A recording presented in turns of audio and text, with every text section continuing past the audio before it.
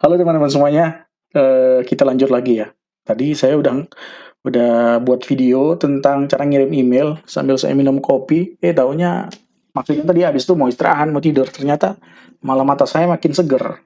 Nah, makanya kita lanjut aja nih. Kemarin tuh ada yang nanya, pertanyaannya sebenarnya simple, "Mas, emang dari mulai masuk PhD sampai menjadi PhD candidate itu ada kemungkinan gagal nggak ya?" Nah, kemungkinannya gimana? Berapa persen gagalnya gitu misalnya ya. Nah, di sini saya pengen jelasin teman-teman ya, Chaos PhD milestone. Jadi step-stepnya apa-apa aja ya teman-teman. Nah, tapi jangan lupa klik like, subscribe, and share dulu ya teman-teman. Ya, ya kita lanjut ya teman-teman. Nah, jadi yang pertama itu kalau kita mau daftar PhD ke Chaos itu kan interview process with prospective advisors. Jadi kita ngubungin profesornya yang mau kita tuju ya teman-teman.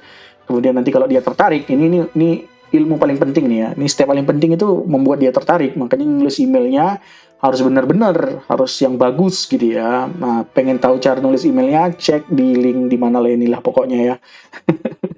Nah, ketika nanti dia tertarik, dia akan minta interview. Kalau interviewnya nanti mengesankan, dia tertarik, dia percaya kalau kamu itu orang yang qualified, nah nanti disuruhnya daftar online. Nah, kalau zaman saya dulu daftarnya malah ada kolom di mana kita harus menyertakan siapa sponsor kita. Jadi kalau saya dulu Profesor Tamer, saya tulis Profesor Tamer gitu. Kalau sekarang saya nggak tahu ya teman-teman. Kemudian kalau nanti ini udah apply online, ya kan online application udah dimasukin semuanya. Online application tuh banyak syaratnya teman-teman ya. Cek aja di kaustina.org atau di admissions.kaus.edu.sa. Tapi yang pasti hal-hal macam transkrip, terus kemudian esai risetnya mau ngapain itu nanti satu halaman 1 A4 mungkin ya kalau nggak salah. Nah kemudian disuruh juga IELTS atau TOEFL IBT ya. Jadi TOEFL-nya jangan TOEFL yang sembarangan yang 300.000 itu nggak laku tuh teman-teman ya. Harus yang benar-benar TOEFL IBT atau IELTS yang harganya itu $150 atau $180. Cek aja lah teman-teman. Langsung dari ets.org daftarnya ya. Dan tempatnya juga tertentu, nggak di sembarang tempat les bahasa Inggris tuh ada. Nah yang ada gitu bisa TOEFL, PBT, paper base, nah itu nggak laku teman-teman ya. Nah, terus abis bahasa Inggris, kemudian kalau mau memperkuat aplikasi ada GRE test. GRE itu Graduate Record Examination. Itu kalau kita masuk pegawai negeri itu kayak TKD lah, tes kemampuan dasar tapi dalam bahasa Inggris. Ada soal matematikanya, jadi ada dua, ada kuantitatif sama verbal. Yang kuantitatif itu kita itu kayak ngitung tapi cepat ya. Jadi satu soal paling cuma 30 detik, saya nggak tahu, cek aja. Nah, terus sama verbalnya. Verbal tuh kayak nanti sinonim, antonim, tapi dalam bahasa Inggris soalnya teman-teman ya. Nah, kemudian recommendation letter. Nah, itu paling penting ya teman-teman. Nah, biasa kalau nggak salah saya 3 dari profesor yang kenal kita ya teman-teman. Nggak harus rektor, nggak harus dekan, tapi yang kenal kita, kenal kualitas pribadi kita ya teman-teman.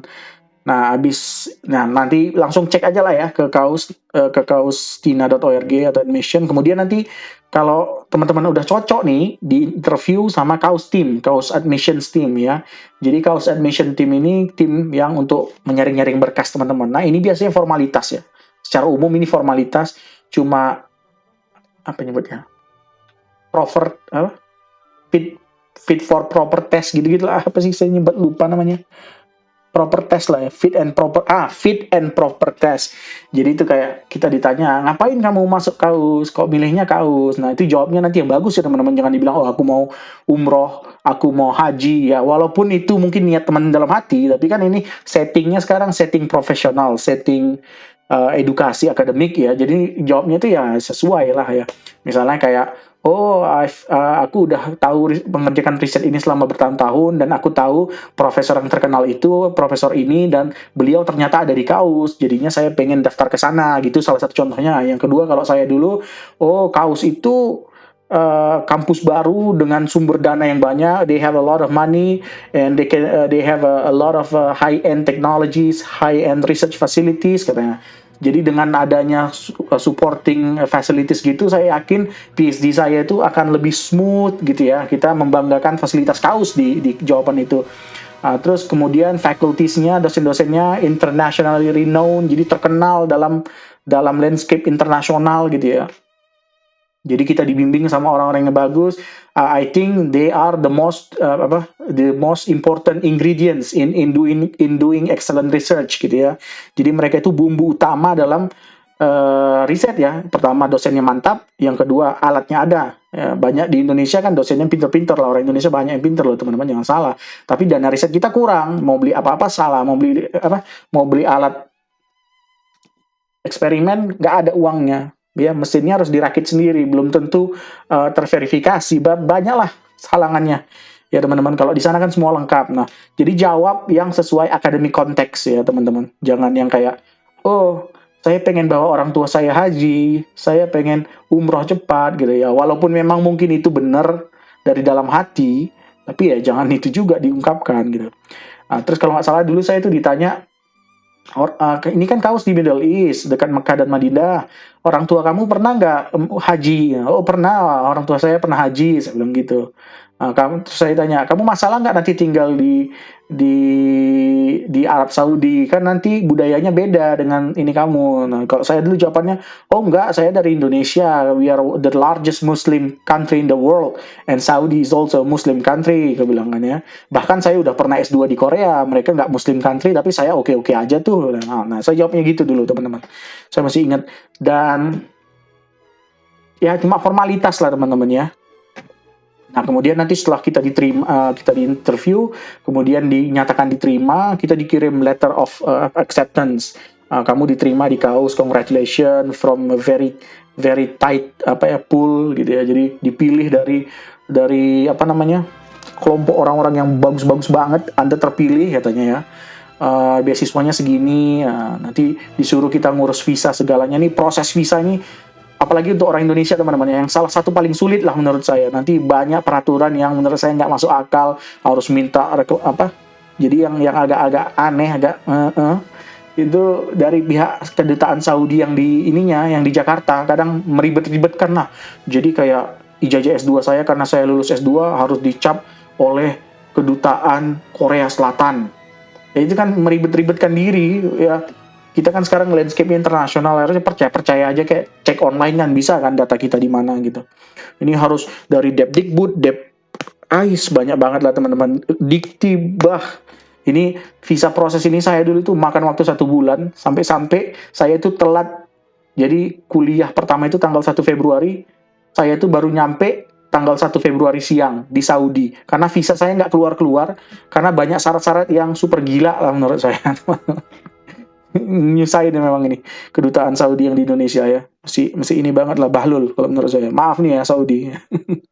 Nah, habis itu nanti kita sampai sana, yang tahun pertama PhD student itu normalnya coursework teman-teman ya, kita daftar ulang, registrasi online semua, kita pilih course. Sebelum menentukan course, biasanya kita itu harus konsultasi sama advisor kita. Prof, aku kan baru nih, jadi mau gimana kira-kira, mau kuliah apa aja ya. Biasanya itu minimalnya itu 12 SKS atau 4 pelajaran ya teman-teman. Nggak harus 4 pelajaran juga, SKS-nya juga bisa dari research. Jadi satu pelajaran 3, jadi bisa aja teman-teman misalnya contoh ngambil 2 pelajaran, 6 SKS jadinya ya, plus 6 lagi riset ya, dissertation research gitu ya. Jadi total 12, tapi minimal harus 12 dalam satu semester. Dan PhD itu tergantung jurusan ya, setiap jurusan punya berbeda rule berapa SKS-nya.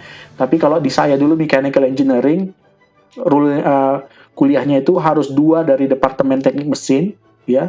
Kemudian harus matematika 1 ya. Jadi harus ada ngambil kuliah dari departemen mathematics. Yang kemudian yang satu lagi itu harus elektif, pilihan, terserah. Nah, di kasus saya pilihannya juga matematik, karena saya on banget matematiknya. Makanya saya suka ngambil matematik. Ternyata waktu ngambil matematik nilai saya C. Goblok. jadi di transkrip PhD saya itu ada nilai C. Itu saya nyesek banget rasanya ya. Kita jauh-jauh S3 gitu ternyata C. Tapi ya nggak apa-apa. Yang penting saya belajar matematik gitu ya. Nah, ini dalam coursework ini nilai teman-teman tuh nggak boleh C. Kalau C itu artinya nggak gagal ya. Dan harus ngulang kuliah yang lain, ataupun kuliah itu sendiri diulang bisa.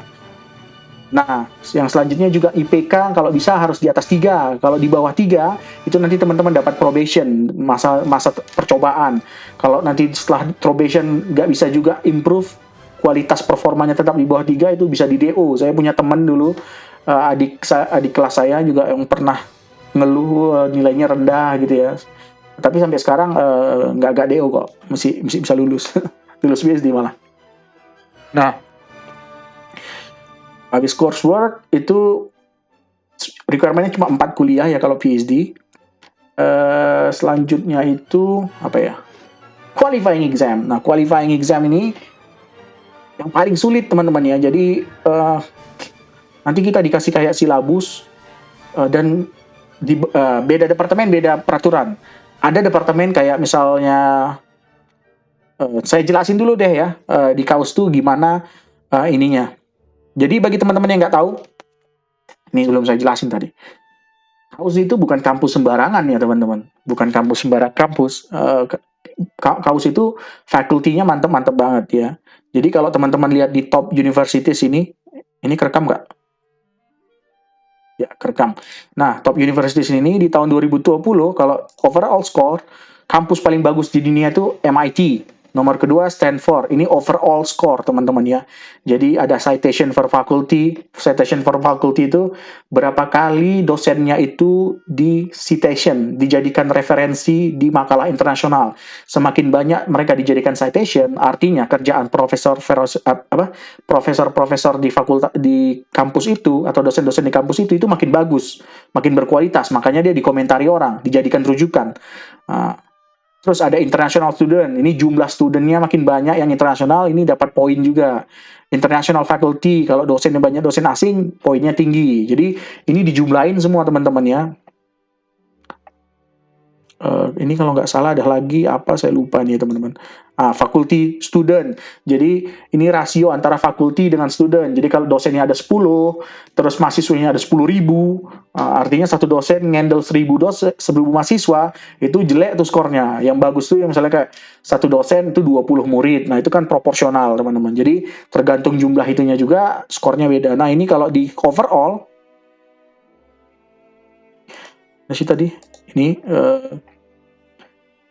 ada academic reputation, faculty ini banyak ini ya, ininya teman-teman. International faculty, faculty student, employer reputation, reputasi dari kampusnya sendiri, academic reputation ya. Nah, itu jumlah MIT itu paling tinggi. Tapi kalau teman-teman lihat ini citation per faculty, paling tinggi itu siapa nih? Ayo. King Abdullah University of Science and Technology. Jadi riset kami itu riset super mantap ya, riset paling top di bidangnya. Makanya dosen-dosen kami, fakulti kami, profesor kami itu jadi rujukan utama di dunia. Nah, jadi nilai citation per faculty kami ini paling tinggi di seluruh dunia. Ngalahin Indian Institute, Princeton, California, Caltech, ngalahin Guangzhou, nggak ngalahin juga sih, ini 5 teratas sama ya nilainya 100, jadi ini bagus-bagus semua nih. Ngalahin Pohang, banyak Stanford aja kalah nih di bawah. Jadi kampus kami itu dosen-dosennya mantap.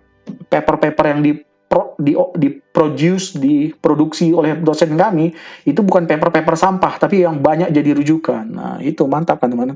Dan contohnya salah satunya saya. Nah, kalau teman-teman lihat di Google Scholar, saya juga kontribusi di situ. Nah, ini di Topulungan saya kontribusi 80 citation. Jadi yang datang dari saya pribadi ini 2017 saya ngasilin paper, dan ini ngasilin 35 sitasi ya teman-teman. Ini 21 sitasi, 13 sitasi, dan di bidang saya nilai 35 ini tinggi banget. Di bidang lain mungkin nilai 35 rendah. Contohnya di material science. Kenapa? Karena orang material science satu paper itu yang sebagai penulisnya itu mungkin ada 10 orang, 20 orang. Jadi self citationnya aja udah banyak ya teman-teman. Jadi nggak bisa dibandingkan jumlahnya. Tapi yang jelas di sini alhamdulillah saya udah bisa berkontribusi dalam membuat skor ini jadi tinggi. Nyombong dikit lah guys. Oke, balik ke tujuan awal tadi. Nah, jadi di kaus itu dibagi dua cara pembagiannya.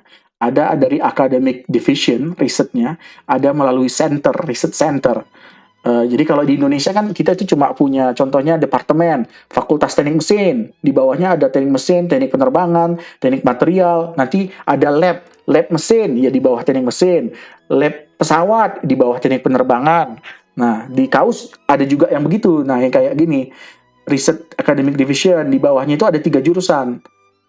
Jadi pertama ada 3 academic division teman-teman. Pertama namanya BC, Biological Environment and Engineering.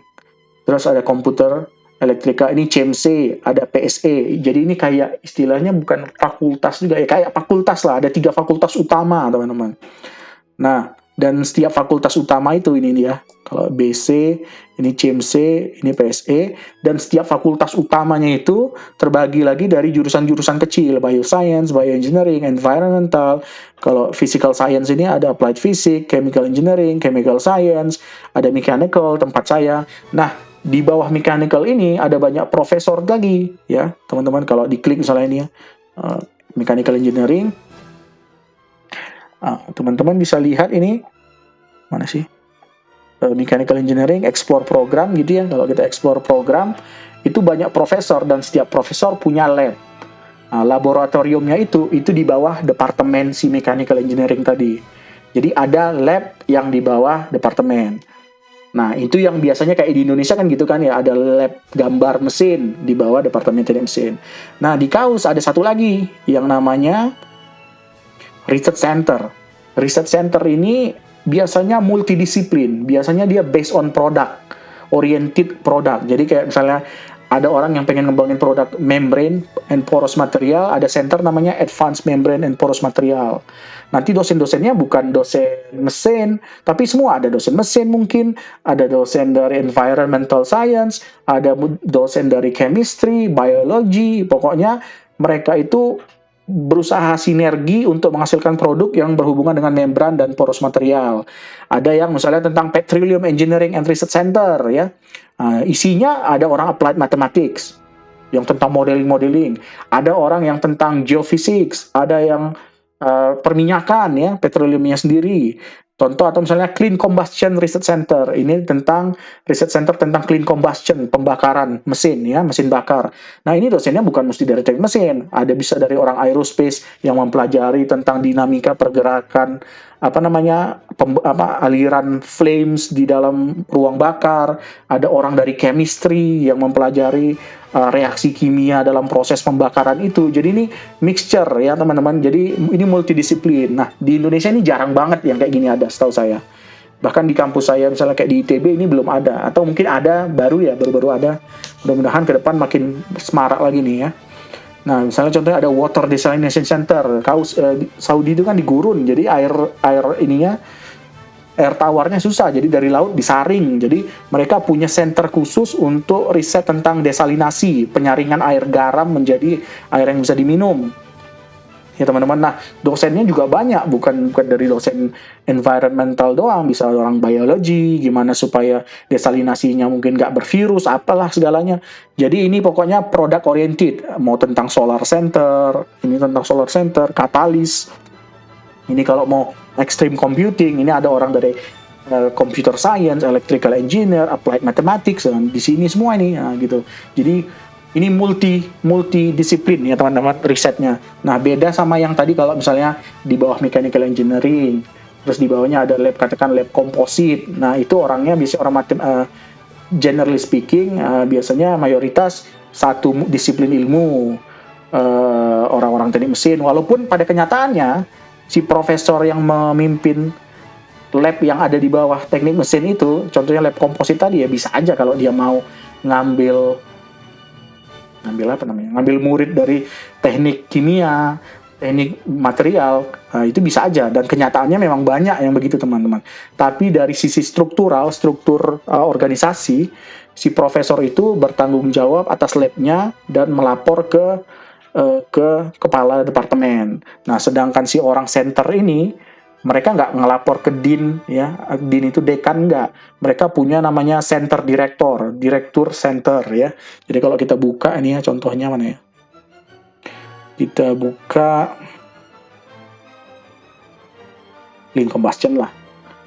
Nah, mereka ini nggak nggak ngelapor ke dinnya ya. Jadi ini orang-orang di sini kalau teman-teman lihat ini ininya extreme combustion advanced banyak lah ini tentang combustion, dan kalau dilihat orangnya faculty-nya uh, ini ini compressive chemical kinetics combustion ya, jadi ini tentang chemistry, ini chemicalnya, ini tentang ininya combustionnya, jadi ini tentang simulasinya, yang ini mechanicalnya. Jadi banyak ini teman-teman ya, banyak banyak ini banyak bidang lah. Nah, ini center direktornya siapa di sini. Jadi dosen-dosen yang terafiliasi dengan center itu tanggung jawabnya ke sini ya. Jadi center direktor itu orang yang wah lah. Kalau saya bilang mungkin setara dengan dekan lah di sana ya. Nah, oke teman-teman, tadi saya nggak jelasin tuh ngapain ya? Kok aku lupa? Oh ya, qualifying exam. Nah, di setiap jurusan tadi teman-teman ya. Contohnya mana sih tadi? Di setiap jurusan ini tadi misalnya mana ya? Misalnya mechanical, material science, ini beda-beda nih. Contohnya kita lihat mechanical engineering ya teman-teman. Nah, kalau dilihat ininya PhD degree, learn more. Itu requirement-nya beda-beda. Ya teman-teman, kayak misalnya teman-teman mau PhD ya, ini saya lagi ngomongin PhD, student tuh harus ini tadi, courses yang diminta sama supervisornya, terus ini syarat-syaratnya 2 level matematika, satu pilihan, ya, ini yang saya bilang tadi lah. Terus requirement-nya tadi ini qualifying exam ya teman-teman. Ada kampus-kampus, ada jurusan yang tidak butuh qualifying exam. Contohnya kayak di mana ya? Di sini itu nggak butuh nggak salah saya. Di BC ini biology itu nggak ada namanya qualifying exam ya teman-teman. Jadi teman-teman masuk ambil kuliah terus nanti langsung apa sih namanya? Proposal ya teman-teman, proposal. Jadi kalau teman-teman lihat ini tadi ada qualifying exam, ada PhD proposal. Nah, kalau teman-teman udah selesai proposal, PhD candidate, nah itu gajinya naik teman-teman ya, gajinya naik. Kalau sebelum PhD candidate, itu biasanya gajinya itu sekitar berapa ya, 8.700 kalau nggak salah saya. 8.700 real atau sekitar 25 jutaan. Kalau nanti udah lulus naik ke 33 jutaan dengan rate yang sekarang ya. Ini kira-kira aja teman-teman. Biar teman-teman ngerti lah, punya gambaran. Nah, chance-nya gimana Mas? Ya, kalau udah lulus PhD candidate ini udah gampang teman-teman ya. Uh, nah, saya cerita dulu tentang qualifying exam. Qualifying exam itu gimana? Jadi qualifying exam itu biasanya kalau yang ada ya, dan ini juga tergantung. Nah, saya ceritanya tentang teknik mesin dan mungkin mirip-mirip lah. Kalau teknik mesin itu ada 3 subjek. Yang pertama itu math, matematik. Jadi nanti itu semua kita disuruh milih topik, ada 5 topik besarnya, misalnya kayak PDE, partial differential equation, ODE, ordinary differential equation, terus misalnya ada complex theory, terus misalnya ada apa lagi ya, linear algebra. Jadi kan banyak tuh, matematika itu kan banyak cabangnya itu teman-teman ya. Nah, kita disuruh dari 5 kalau nggak salah, 5 cabang umumnya disuruh milih 3, terus kita nanti langsung di tes di hari itu, ada 2 profesor di dalam ruangan itu ngasih soal ke kita, kita baca 10 menit kalau nggak salah, persiapkan jawabannya, kemudian kita nerangin depan papan tulis dari soal itu. Soal itu sesuai dengan subjek apa topik yang kita pilih tadi, yang 3 tadi. Jadi kalau kita milih PDE, partial differential equation, nanti soal yang disediakan itu PDE. Ini yang PDE. Nah, ini yang kompleks teori, karena kau milih kompleks teori. Ini yang linear algebra. Nah, kita pilih nih dari 3 soal tadi itu kita jawab. Jadi gini Prof, caranya gini-gini. Pertama gini-gini. Kita ngejelasin lah. Nah, itu tuh paling menegangkan teman-teman. Udah soalnya sulit, topiknya kan luas banget teman-teman. Kayak misalnya, kamu besok saya tes ya PDE. PDE itu kan banyak banget jenis soalnya, banyak banget teknik-tekniknya. Linear algebra apa, banyak banget tentang apa, eigenvalue, eigenvector, tentang nanti triangulation, banyak-banyak kan teknik numerical ini apa namanya, solving AX equal B, sama bisa pakai Gauss elimination, apalah banyak banget lah. SDV, ya, singular value decomposition. Jadi ini luas banget. Makanya gitu, kalau mau qualifying exam tuh persiapan saya dulu, persiapannya itu 1 tahun sebelumnya teman-teman. Langsung itu sama temen nih ya, temen yang satu angkatan tuh, yang sekalian masuknya bareng tuh, langsung belajar. belajar terus tiap hari drilling soal gitu. Semua nanti udah bulan ke-6 ya, kita drilling soal tentang apa misalnya singular value decomposition yang kita belajar di bulan pertama lupa, belajar lagi balik ya itu. Nah, yang ketiga itu tadi ya apa matematika. Yang kedua yang berikutnya itu tentang subjek kita, subjek research kita. Jadi kalau kita, contohnya saya ini risetnya tentang solid mekanik, ya tentang komposit struktur. Nanti diuji tuh soal-soal tentang komposit struktur ada lagi tuh dua dosen yang tentang struktur. Nah kalau saya dulu cuma dua ini, subjek kita, keahlian kita sama matematika. Sekarang ditambah lagi yang di luar keahlian kita. Jadi kalau masuk mechanical engineering zaman sekarang ini makin susah karena ada satu lagi. Kita disuruh milih kontrol teori atau kita disuruh milih fluid mekanik. Jadi teman-teman harus persiapin tuh, pelajarin juga. Ini menurut saya itu nggak enak banget. Kadang soalnya orang masuk solid mekanik karena benci fluid mekanik. Ini malah PhD dipaksa belajar gini kan. Jadinya kadang kalau saya pribadi ditanya, saya nggak kalau saya tahu begitu ya, waktu saya masuk, saya nggak akan masuk ke kaus, jujur aja. Karena saya memang dari dulu nggak suka fluid mekanik. Saya jadi seperti apa saya sekarang, itu karena saya selalu menghindar dari fluid mekanik. Karena orang-orang yang ngajar fluid mekanik waktu saya S1 dulu pinter-pinter tapi saking pinternya nggak pandai ngajar. Pernah nggak sih ketemu orang gitu teman-teman? Mereka tuh pinter banget, tapi kalau suruh jelasin sesuatu itu kok aku nggak ngerti. Nah, aku ketemu orang struktur, ini orang solid mekanik itu mantep banget tuh kalau ngajar. Nah, makanya saya itu selalu ngambil kuliah itu tentang struktur, analisa struktur, struktur ringan, metode elemen hingga untuk struktur, gitu-gitulah teman-teman. Nah, selesai dulu bullshitnya. Nah, balik lagi tadi ke qualifying exam. Yang ketiga, kalau yang ketiga tadi ya. Nah, kalau teman-teman gagal nih, ini harus lulus nih tiga-tiga nih teman-teman. Kalau gagal, salah satunya, teman-teman harus ngulang si gagal aja, yang gagal aja. Misalnya matematikanya lulus, matematikanya nggak perlu diulang. Tinggal dua lagi ini yang diulang. Dikasih satu kesempatan semester depan. Kalau teman-teman gagal lagi semester depan, goodbye sama kaus, drop out teman-teman. Jadi dikasih dua kali kesempatan maksimal. Kemudian kalau cerita ini biasanya ini saya kasih tahu aja teman-teman ya. Kalau dosen kamu rekrut kamu,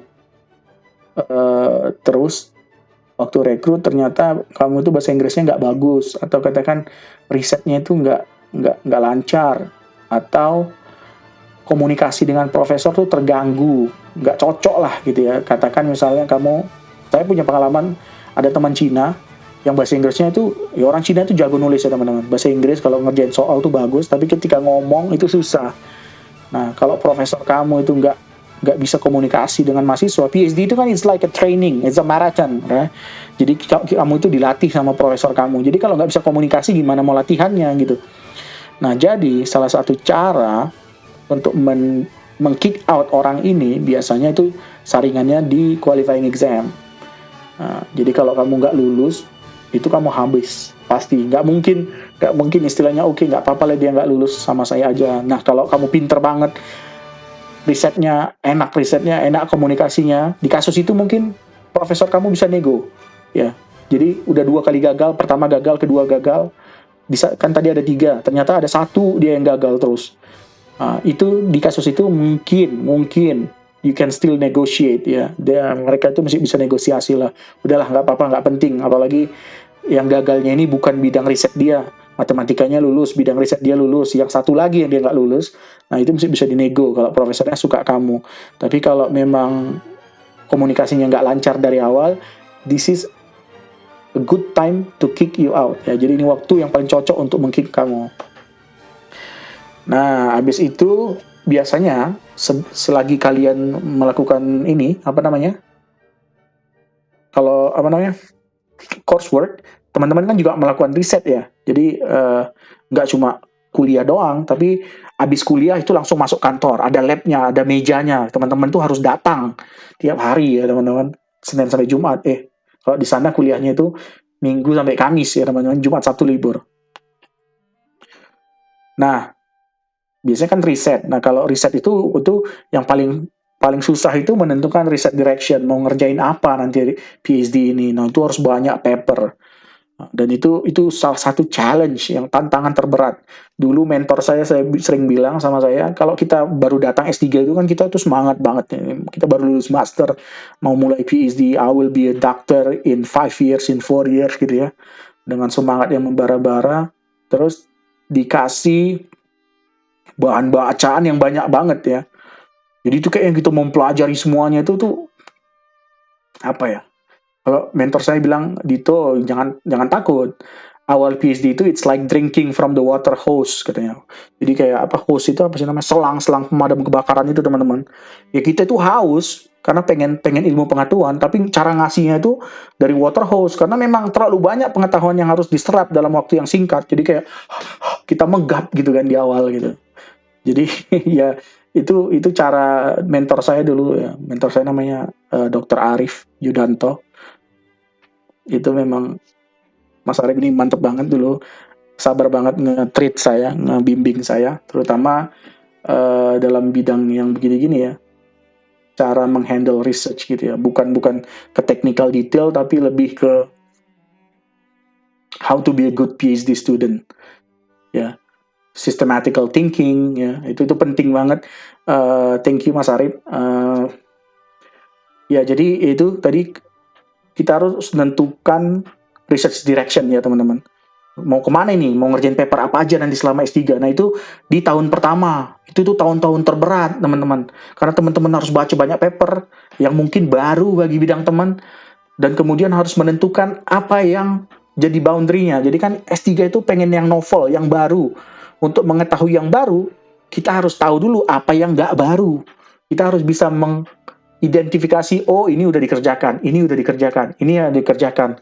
Oh yang belum dikerjakan itu ini. Dan ini tuh penting sebenarnya, tapi belum dikerjakan. Oh, aku mau ngerjain ini ya. Nah, mendapatkan ide begitu, it takes a lot of time and a lot of effort. Jadi butuh waktu banyak dan butuh effort banyak, teman-teman. Nah, dan banyak orang yang gagal juga di situ. Ya, jadi kalau dia tadi lulus qualifying exam, the next filter itu research proposal, ya teman-teman. Kalau dosenmu nggak suka samamu, that's also second good time to kick you out from KAUS ya. Jadi itu waktu kedua terbaik. Nah, jadi misalnya, oh nggak jelas nih orang, nggak bisa menentukan research direction yang bagus gitu ya teman-teman. Dan ini apa ya, seni melakukan S3 lah. Kadang teman-teman ketemu profesor yang maunya itu yang novel banget semuanya, bagi teman-teman ngerasa oh ini belum dikerjain nih Prof. Waktu diajukan, itu mah gampang. Itu mah gampang, nah, gitu kan. Nah, banyak tuh orang-orang yang skeptis gitu.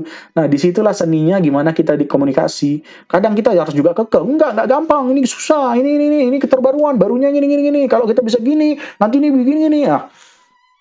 Kita orang Indonesia kadang nggak terbiasa gitu teman-teman. Kita nge aja ya kan. Oh iya nggak baru Prof. Ya wes lah, aku tak cari baca lagi. Nanti 2 minggu lagi datang, gini Prof, ini kayak bagus. Itu mah gini. Oh iya gitu Prof. Ya, jadi teman-teman.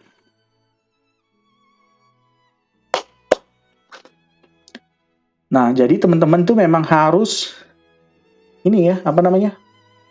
Harus kadang juga harus kekeh gitu, harus punya argumentasi, nggak bisa enggeh-enggeh aja gitu. Nah, jadi banyak nggak sih Mas orang yang gagal di qualifying exam sama PhD research proposal ini? Banyak banget teman-teman ya.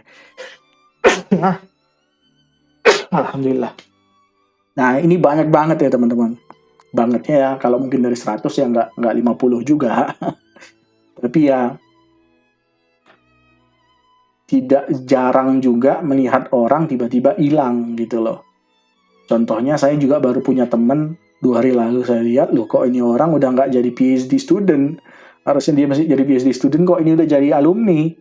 Oh, berarti dia gagal di salah satu, either qualifying exam-nya atau riset proposalnya. Saya rasa di qualifying exam, karena dia masih murid baru kok, tiba-tiba udah jadi alumni aja ini guys.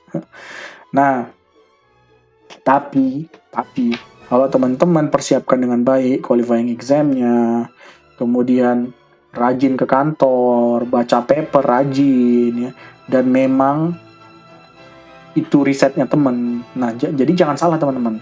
Saya selalu bilang kalau milih S3 itu yang research-nya matching ya teman-teman. Benar nggak? Kalau saya ngerjain komposit, nanti S2-nya komposit, S3-nya saya komposit, itu matching, itu mendukung banget.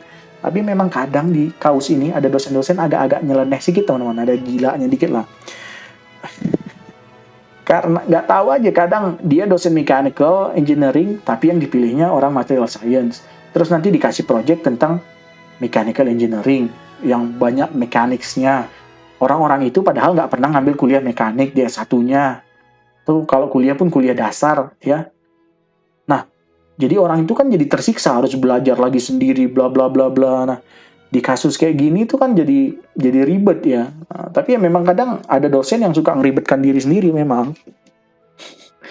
Nah, kalau saya beruntung karena memang saya dulu S1 tentang metode elemen hingga pada metal. S2 saya menggunakan metode elemen hingga untuk memprediksi respon polimer, ya ini polimer sekarang, untuk kecepatan tinggi. Di S3 saya menggunakan metode elemen hingga untuk material komposit. Nah, jadi ini 3 jenis material yang beda, metal, polimer, komposit, approach-nya sama. Ya metode elemen hingga, cuma di beda level S1, S2, S3 tingkat kesulitannya. Yang S1 cuma make, yang kedua ada eksperimennya dibandingin, yang S3 ada eksperimen dibandingin, harus nulis code sendiri, implementasi sendiri, nulis derivation formulanya sendiri, semuanya sendiri teman-temannya, independent study. Nah, banyak orang nggak kayak saya, banyak orang ya, orang biologi dimasukkan ke mechanical engineering ada.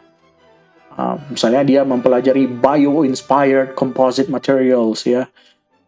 Jadi dia orang biologi mencari inspirasi dari binatang biologi ya. Apa yang bisa hubungannya dengan mekanik? Contohnya misalnya tapaknya apa namanya? Cicak. Kenapa cicak bisa nempel di dinding? Artinya kan bonding antara tapak si cicak dengan dinding itu bisa lengket banget. Itu dicari ininya, hubungannya gimana cicak itu bisa kuat banget bondingnya, ikatannya. Nah, bisakah kita adopsi teknik yang sama untuk melengketkan dua struktur komposit atau struktur baja dengan komposit dengan jenis morfologi si cicak tadi gitu kan? Nah, itu banyak, itu bio inspired ini ya, struktur gitu ya teman-teman. Nah, kalau bagian biologis mungkin orang biologi bisa, tapi giliran disuruh ngetes mechanical testing, dia kan baru belajar. Nah, banyak gitu. Jadi memang selain juga kita harus punya background yang matching, kita harus juga sebagai seorang PhD cepat dalam belajar ya, adaptive ya, quick to adapt ya, cepat dalam beradaptasi. Nah, yang terakhirnya PhD defense ya, PhD defense itu biasanya ini PhD defense itu yang paling gampang lah di antara semuanya teman-teman. Qualifying exam susah, PhD proposal susah karena nentuin. Kalau udah lewat PhD proposal itu kita tinggal ngerjain. Ngerjain itu udah tinggal proses berjalan aja ya, kita belajar mandiri. Apalagi kalau udah kita maju ke tahap mau defense, 2 bulan sebelum defense, artinya kerjaan kita itu udah kelar semua. Defense itu kan cuma kayak saya rekam ini, saya ngoceh-ngoceh, oh ini kok kayak gini, oh itu karena gini, oh ini keterbaruan kamu apa, oh keterbaruanku ini gini gini gini, tapi kan udah yang ngerjain ya, tapi punyaku beda gini gini gini gini, di punyaku aku mau gini gini gini ya.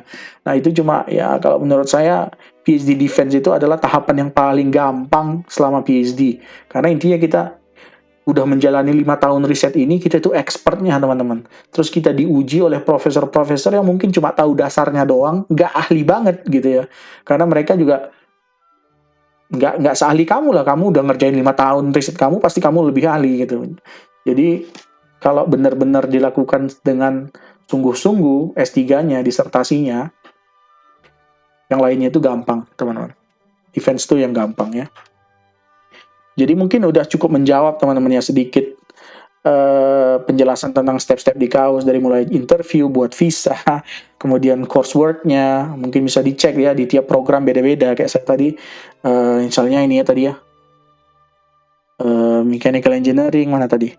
Nah, kalau PhD, harus semua course yang diminta supervisornya harus diselesaikan, kemudian harus ngambil 300 level, ya. Jadi kalau ada level 300, jadi kodenya itu MA 300, itu kuliah PhD teman-teman, harus 2. Terus ada matematika, ada ini, kalau MS PhD nanti ada syaratnya lagi ya teman-teman. Tuh ini sama mirip ya, ini sama ya teman-teman. Nah, MS ada MS non tesis, kalau yang tesis ini yang ada ininya sidang S2-nya, ada nulis skripsinya ya. Ini cuma course doang ya. Jadi tiap jurusan beda teman-teman, tiap jurusan beda. Contohnya kayak misalnya kita buka yang material science misalnya teman-teman. Sambil kita buka juga mudah-mudahan mereka ada ini bagus. Kalau nggak ada ini berarti jurusan Papua nih. Oh, ini ada kan, PhD degree. Oke. Lama banget ini.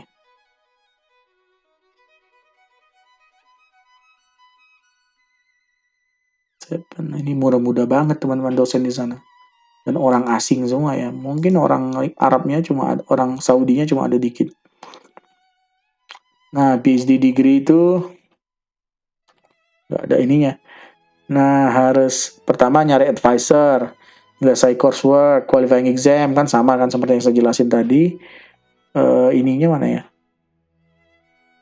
Course-nya harus ngambil ini MSc course, MS student diminta untuk 12 kredit, 4 course ya. Milih 9 kredit dari list di bawah ini. Jadi ini ada 4, harus ngambil 3 course ya. Terserah teman-teman milihnya yang mana gitu ya. Jadi beda jurusan, beda detailnya doang, tapi intinya sama, harus ada course yang diambil. Course A-nya apa aja, ada yang bebas, ada yang udah ditentukan. Kemudian qualifying exam-nya ada yang punya qualifying exam, ada yang enggak langsung ke PhD proposal ya. Yang punya qualifying exam caranya beda-beda. Kalau saya tadi caranya kita dikasih soal langsung jelasin tertulis. Ada jurusan contohnya kalau nggak salah saya Earth Science itu mereka itu ada ujian tertulis ya teman-teman. Kemudian ada juga ujian oral ya, langsung ditanya-tanyain.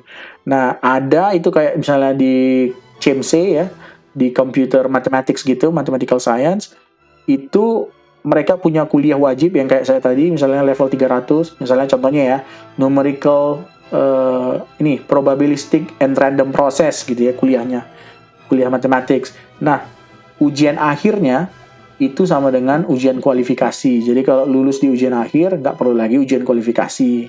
Nah, kalau di kasus saya, beda. Karena soal ujiannya itu bisa dari kuliah apa aja. Yang penting tentang math. Math-nya, silabusnya banyak gitu. Dan belum tentu diajarkan di kuliah mathematics ya. Nah, kalau mereka kan enak tuh. Ujian akhir sama dengan ujian kualifikasi. Artinya kan, bahan-bahannya cuma dari kuliah itu aja. Kalau kita ngambil kuliah itu pasti lulus. Kecil lah itu, gampang lah kalau yang gitu. Terus ada yang misalnya kalau nilainya A, kualifikasinya lulus.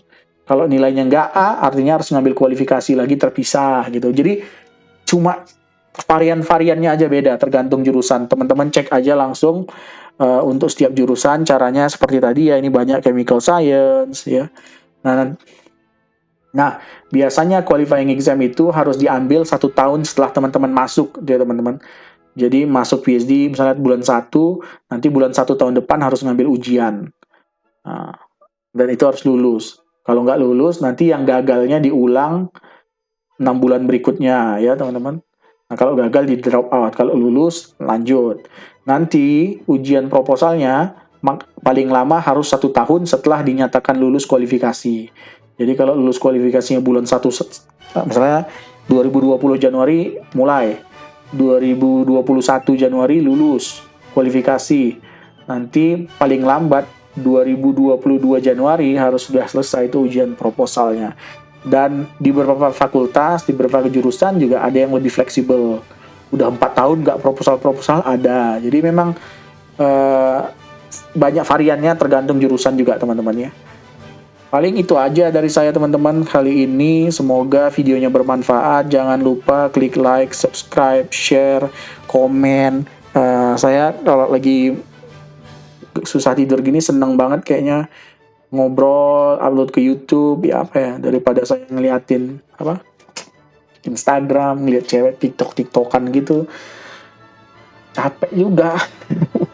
Nggak berguna kan teman-teman, nambah dosa. Terus mending saya ngomong ya, upload ke YouTube, informasinya bermanfaat buat teman-teman jadi tahu peluang-peluang yang ada di kaus, challenge-nya apa aja, tantangannya ya. Jadi memang Kalau digaji 33 juta per bulannya itu hidupnya juga nggak kayak gampang gitu. Jadi emang harus kerja, harus belajar rajin ya teman-teman. Tapi ya lumayan lah daripada di negara lain, di negara tercinta contohnya ya. Udah gajinya dikit, tanggung jawabnya banyak, mending negara orang ya. Oke teman-teman, sampai sini dulu. Assalamualaikum warahmatullahi wabarakatuh.